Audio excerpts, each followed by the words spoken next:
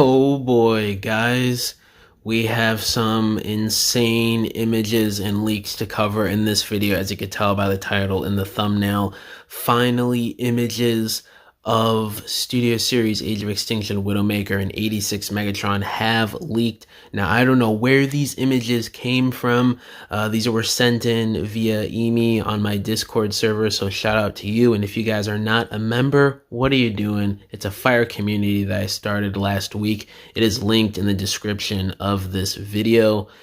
So let's start off with Widowmaker here. And by the way, I'm a little bit in a lower register in this video than I usually am because it's going on midnight right now at the time of this recording, and these leaks came out late. So yeah, I'm just being quiet for the family in the house. But Widowmaker here, the car mode looks fantastic. I am really liking all the sculpted details, the paint. It just looks so sleek and badass.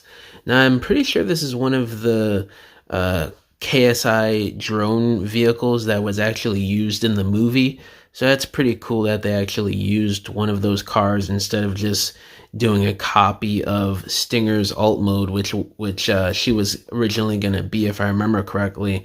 So really liking the headlights and just the overall design of the car. It looks super dope. Now, the robot mode itself, guys, this looks a lot better than I thought it would look. Now, again, it's not really that accurate like I kind of predicted a few days ago when we first got those body parts leaked of the figure. But I will say this came out a lot better than I was expecting. It's not too accurate in certain areas, but they definitely did what they could in terms of her design being super humanoid and feminine, obviously, which is basically what Age of Extinction and The Last Night is. Super humanoid robot designs with barely any car parts visible in robot mode. So translating these into toys is like a real big task for these designers. So it's really not too surprising, but at the same time, they've handled it so well the last few years in Studio Series with these type of movie characters like Crosshairs, Hot Rod, Galvatron, and I may be forgetting some other updates. But this is still a decent figure for what they're going for. You can see that she's got the her cannons on each side of her arms. I think that was in the concept art back then too, but I'm not sure. Kind of lacking in paint, but for the head sculpt, I really do like the gunmetal mixed with the silver, it looks like. It really makes the sculpted details pop in the face especially. Not much paint elsewhere on the body, which is a little disappointing, but not too big of a deal. I don't know, I may get this considering this is like the only Widowmaker figure ever made for this Bayverse character, so unless if a third-party company does it at some point, this may be a Widowmaker figure that I get from Hasbro right here. And now, let's talk about the big event, the boy Leader Class Megatron that has been hyped up in this community the last 2 weeks. And I gotta say, just based off of these couple images we have right now, he lives up to the hype. Like the tank mode, obviously it's just G1 Megatron's robot mode folded up into like a rectangular square with some tank treads and cannon thrown on top and everything. But the tank mode itself still looks really clean. Like this kind of reminds me of the Combiner Wars tank mode a little bit. I think this is probably the best G1 Megatron Earth tank mode we've gotten since then, which is over 10 years ago now. So that's a great sign. So I really do like this tank mode. In the robot mode itself, you see him compared next to the 86 Commander Optimus figure, and he's even taller than that, and that Optimus figure was kind of tall for what it is. It was a little bit taller than the Earthrise Leader Class mold, so this Megatron is a pretty tall glass of water. Like, I'm a little surprised at how big he is compared next to Optimus, but rightfully so, he should be. It's just kind of weird to see because I'm so used to them kind of making Megatron smaller than he should be in these generation lines. Like, you look at the Siege and the Earthrise figure is way too small. Combiner Wars for what they were going for. It was a little bit too big. And Classics was probably the closest in terms of height, but still maybe a little too short.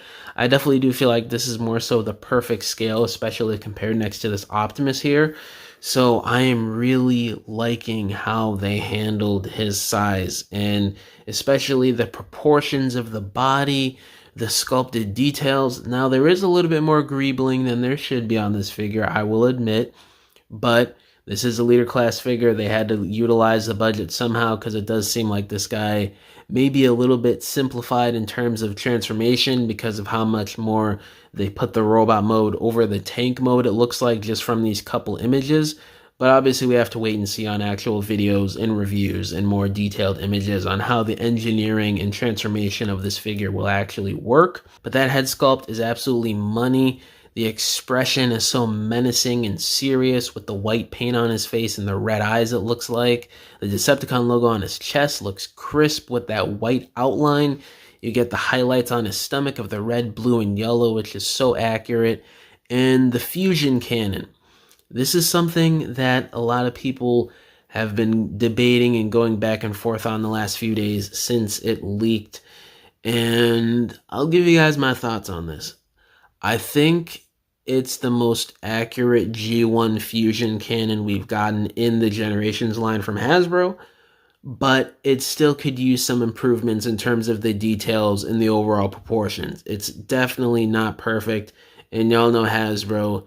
This is grounds for another G1 Megatron redo at Leader Class, Commander, Voyager Class, I'd assume, in the next 4 to 5 years. You bet they're going to do it, just for a more accurate and better looking fusion cannon. Maybe he'll be painted silver. I don't know, I'm just thinking in the future, because that's how Hasbro thinks. You know, they leave out certain stuff so they could do more releases going forward. But for now, this is the definitive, the most perfect G1 Megatron in the Chug line from Hasbro. No doubt about it. I had my doubts a little bit, like just seeing this robot mode here, it just basically confirmed it for me. Now the accessories may look mid. We still got to see those, like the lightsaber.